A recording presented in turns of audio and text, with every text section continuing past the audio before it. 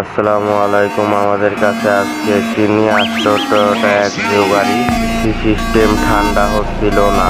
এসির মিটার দিয়ে চেক করে দেখলাম এসি সিস্টেমে গ্যাস আছে কিনা। দেখি গ্যাস নেই, তার জন্য প্রেসার দিয়ে পুরো সিস্টেমটি লিক চেক করে আমরা মূলত লিক পেলাম জয়েন্ট সিল, পাইপের জয়েন্ট সিল, এবং আমরা কম্প্রেসারটি খুললাম। খুলে সুন্দরভাবে সার্ভিসিং করে আবার গাড়িতে সেট করে দিলাম এবং আলাদাভাবে লিক চেক করলাম এবং কন্ডেন্সারটি খুললাম। খুলে সুন্দরভাবে লিক চেক করে মনিটর ফিল্টার চেঞ্জ করে দিলাম।